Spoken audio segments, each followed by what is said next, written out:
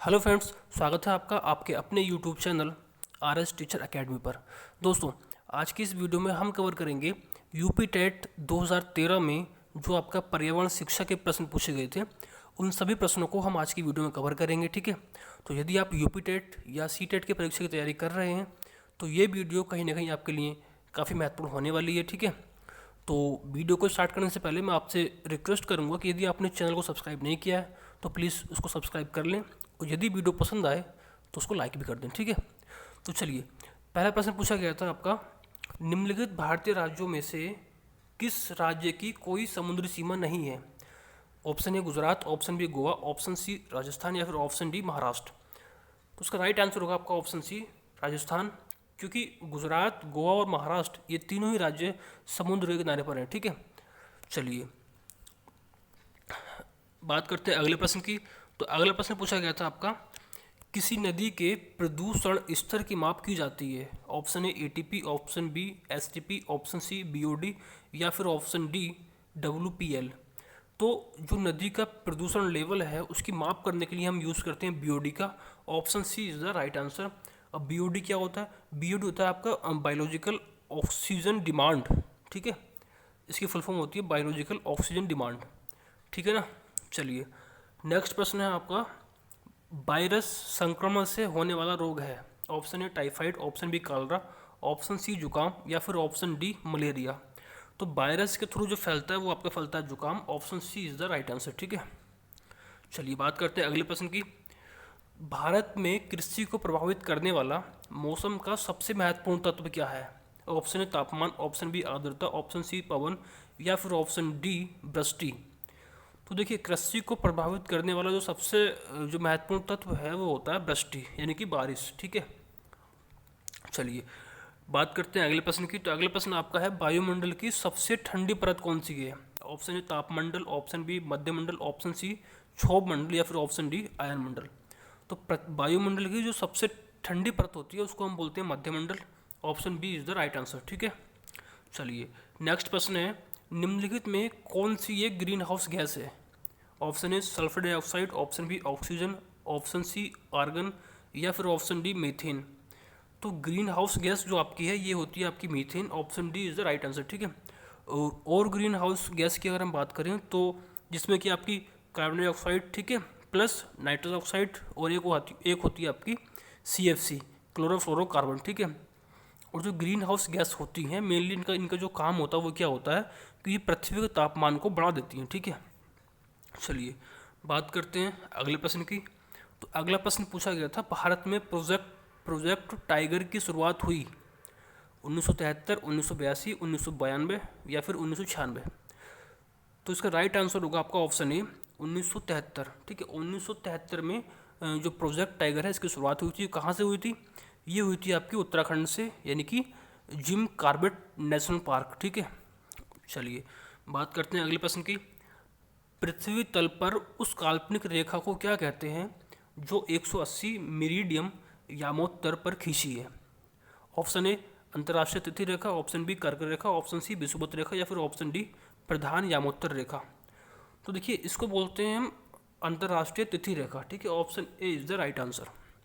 चलिए नेक्स्ट प्रश्न है, निम्नलिखित में से किस राज्य में गल्फ ऑफ मन्नार मैरीन राष्ट्रीय पार्क स्थित है? तो गल्फ ऑफ मन्नार जो है ये आपका तमिलनाडु राज्य में स्थित है। Option B is the right answer. ठीक है, चलिए नेक्स्ट प्रश्न आपका है, जनगणना 2011 के अनुसार भारत में लिंगानुपात है? ऑप्शन ए 940 अनुपात 1000, 916 अनुपात 1000, 920 या फिर 982। तो इसका राइट आंसर होगा आपका ऑप्शन ए 940 अनुपात 1000, यानी कि 1000 पुरुषों पर 940 महिलाएं हैं। ठीक है, चलिए नेक्स्ट प्रश्न आपका पूछा गया था, निम्नलिखित में से किस एक प्राणी को किसान का मित्र कहा जाता है?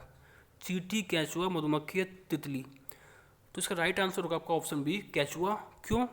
क्योंकि केंचुआ जो है वो जो मिट्टी होती है ना, तो नीचे की मिट्टी को ऊपर करता है। तो कहीं ना कहीं मिट्टी को उपजाऊ बनाने के लिए केंचुआ का जो यूज़ है वो काफ़ी होता है। ठीक है, चलिए नेक्स्ट प्रश्न पूछा गया था, पर्यावरण को बचाने के लिए चिपको आंदोलन से कौन सा राज्य जुड़ा हुआ है? तो चिपको आंदोलन का संबंध जो है आपका उत्तराखंड से है, ठीक है, option C is the right answer. और उत्तराखंड में अगर बात करें तो किसने इसकी शुरुआत की थी, तो शुरुआत की थी आपकी सुंदरलाल बहुगुणा, ठीक है, इन्होंने शुरुआत की थी। और इसका जो मेन जो था वो क्या था, वृक्षों के कटाव के विरुद्ध इन्होंने जो है एक आंदोलन किया था, ठीक है। तो इसका राइट आंसर होगा आपका ऑप्शन सी उत्तराखंड। चलिए नेक्स्ट प्रश्न आपका है, जीवों के व्यवहार का अध्ययन किया जाता है। Option A etiology, option B neurology, option C ethology या फिर ऑप्शन डी डेमोलॉजी। तो इसका राइट आंसर होगा आपका ऑप्शन सी इथोलॉजी, ठीक है। जीवों के व्यवहार का अध्ययन को हम बोलते हैं इथोलॉजी, ठीक है। चलिए नेक्स्ट प्रश्न है आपका, समुद्री शैवाल किसका महत्वपूर्ण स्रोत है। जो समुद्री शैवाल है किसका महत्वपूर्ण स्रोत है, option A chlorine, option B bromine, option C iodine या फिर ऑप्शन डी लोहा। तो देखिए समुद्र के अंदर आयोडीन की जो मात्रा होती है वो काफ़ी अधिक होती है, तो आयोडीन जो इसका राइट आंसर होगा आपको ऑप्शन सी आयोडीन, ठीक है। चलिए नेक्स्ट प्रश्न आपका है, सेक यानी कि लाइकेन है परजीवी, रसायन, सोपोसी, अपघटक या फिर सहजीवी। तो लाइकेन जो होते हैं सहजीवी होते हैं, ठीक है, option D is the right answer. चलिए नेक्स्ट प्रश्न आपका पूछा गया है, सीएनजी का ईंधन के रूप में किसमें इस्तेमाल होता है। वाहनों में, उद्योगों में, खाना बनाने में या फिर वाहनों एवं उद्योगों में। तो देखिए सीएनजी का जो यूज़ है वो वाहनों के साथ साथ उद्योगों में भी होता है, ठीक है, तो option D is the right answer. चलिए नेक्स्ट प्रश्न आपका है, पर्यावरण जागरूकता का किसके द्वारा सृजन किया जा सकता है। ऑप्शन ए व्याख्यान, ऑप्शन बी क्षेत्रीय भ्रमण, ऑप्शन सी समूह वार्तालाप या फिर ऑप्शन डी अध्ययन। तो अगर यदि पर्यावरण के प्रति जागरूकता आपको फैलानी है तो सबसे जो अच्छा विकल्प होगा ये होगा आपका ऑप्शन बी क्षेत्रीय भ्रमण। यानी कि आप बच्चों को अगर अपने आसपास का जो एरिया है वहाँ पर अगर उसको घुमाने ले जाएं तो कहीं ना कहीं पर्यावरण के प्रति बच्चों में जागरूकता अधिक होगी, ठीक है। चलिए नेक्स्ट प्रश्न आपका है, एलपीजी किसका संक्षिप्त रूप है। एलपीजी की फुल फॉर्म पूछी गई थी, तो ये होती है आपकी लिक्विडफाइड पेट्रोलियम गैस, ठीक है, option C is the right answer होगा आपका एलपीजी का, ठीक है। चलिए नेक्स्ट प्रश्न आपका है, पृथ्वी पर पहुंचने से पहले ओजोन परत किन किरणों को अवशोषित करती है। ऑप्शन ए गामा किरणें, एक्स किरणें, परावैंगनी किरणें या फिर बीटा किरणें। तो देखिए जो ओजोन परत आपकी है ये जो सूर्य से आने वाली जो परावैंगनी किरणें हैं उनको पृथ्वी पर आने से रोकती है, ठीक है, तो राइट आंसर इसका आपका होगा ऑप्शन सी, ठीक है। चलिए नेक्स्ट प्रश्न की बात करते हैं, चमगादड़ स्तनधारी है क्योंकि वह उड़ता है, वह रात्रिचर है, या शाकाहारी है या फिर बच्चे देता है। तो चमगादड़ है ये एक स्तनधारी है, क्यों, क्योंकि ये बच्चों को जन्म देता है और उनको दूध पिलाता है, ठीक है, तो इसलिए इसको स्तनधारी की जो वर्ग है उसमें रखा गया है, ठीक है। चलिए नेक्स्ट प्रश्न आपका है, पर्यावरण की परिभाषा क्या है। ऑप्शन ए एबायोटिक एवं बायोटिक घटक, ऑप्शन बी समुद्र तल के नीचे पृथ्वी पर वस्तुएं, ऑप्शन सी चीज़ें जो हमको घेरती हैं, ऑप्शन डी उपरोक्त में से कोई नहीं। तो देखिए जो पर्यावरण आपका है ये जो है एक जैविक और अजैविक दोनों घटकों का एक संतुलन है, ठीक है। तो राइट आंसर होगा आपका ऑप्शन ए एबायोटिक एवं बायोटिक घटक। जैविक और अजैविक घटकों से मिलकर बना हुआ है एक आपका पर्यावरण, ठीक है। चलिए नेक्स्ट प्रश्न आपका है, निम्नलिखित अंतर्राष्ट्रीय संस्थाओं में कौन सी संस्था वन्य जीव संरक्षण के प्रति समर्पित है। अब देखिए इसका जो आंसर है ना, आपका ऑप्शन जो 4 दिए गए हैं एक्चुअली जो आंसर आपका है इसका उसको बोलते हैं IUCN, international union for conservation of nature, ठीक है, जो कि किसी भी ऑप्शन में नहीं है, ठीक है। तो आयोग के द्वारा जो इसका आंसर था वो गलत, ये प्रश्न गलत था, इसके ऑप्शन गलत थे, ठीक है। तो राइट आंसर होगा आपका इसका IUCN, international union for conservation of nature, ठीक है। चलिए नेक्स्ट प्रश्न आपका है, कृत्रिम वर्षा के लिए मेघ विजन के लिए प्रयुक्त रसायन है, यानी कि जो हम आर्टिफिशियल जो रेन है उसको कराने के लिए कौन सा केमिकल का यूज़ करते हैं। तो option A silver nitrate, option B potassium bromide, option C silver iodide या फिर ऑप्शन डी पोटेशियम नाइट्रेट। तो इसका राइट आंसर होगा आपका ऑप्शन सी सिल्वर आयोडाइड का यूज़ करते हैं हम कृत्रिम वर्षा के लिए, ठीक है। चलिए नेक्स्ट प्रश्न आपका है, बायोडीजल तैयार किया जाता है। Option A utricularia, option B jatropha, option C देवदार या फिर ऑप्शन डी यूकेलिप्टिस। तो इसका राइट आंसर होगा आपका ऑप्शन बी जेट्रोफा। ठीक है, जेट्रोफा से बायोडीजल तैयार किया जाता है। ठीक है, चलिए नेक्स्ट प्रश्न है, विश्व ओजोन दिवस मनाया जाता है 22 मार्च, 16 सितंबर, 25 अप्रैल, 5 जून। तो इसका राइट आंसर होगा आपका ऑप्शन बी 16 सितंबर को ओजोन दिवस मनाया जाता है। और क्यों?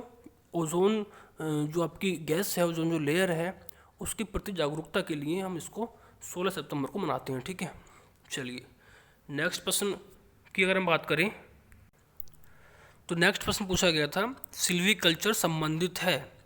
ऑप्शन ए वन एवं वन्य उत्पाद, option B silk, option C फूल, ऑप्शन डी उर्वरक। तो उसका राइट आंसर होगा आपका ऑप्शन ए, जो सिल्वीकल्चर है ये आपका वन एवं वन्य उत्पाद से संबंधित है। ठीक है, चलिए नेक्स्ट प्रश्न पूछा गया था, निम्नलिखित में से किस जनपद में चंद्रप्रभा वन्यजीव अभयारण्य स्थित है।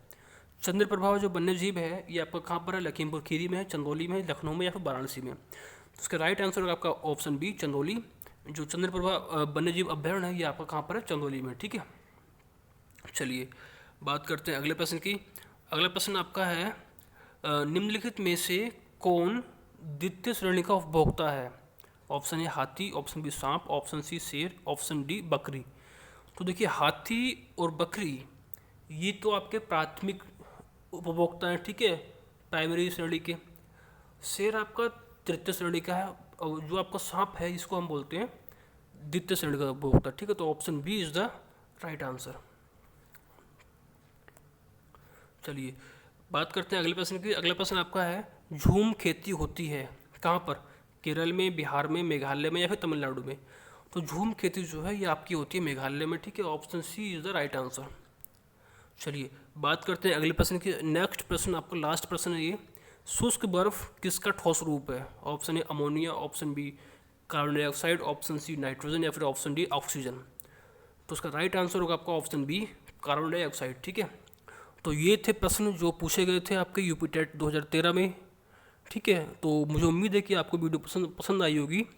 और यदि आपने अभी तक, फिर से मैं रिपीट कर रहा हूँ, यदि आपने अभी तक हमारे चैनल को सब्सक्राइब नहीं किया है तो प्लीज़ कर लें। ठीक है, चलिए ऐसे ही जो जितने भी यूपी टेट के साथ साथ हम सी टेट के जो भी जितने भी प्रश्न पूछे गए थे, जितने भी पेपर अभी तक हुए हैं, ठीक है, तो उन सभी का भी हम आपको जो वीडियोस हैं प्रोवाइड कराएंगे। ठीक है, तो बने रहिए हमारे साथ। ठीक है, चलिए इस वीडियो में सिर्फ इतना ही। धन्यवाद, फिर मिलेंगे एक नई वीडियो में। तब तक के लिए नमस्कार, जय हिंद।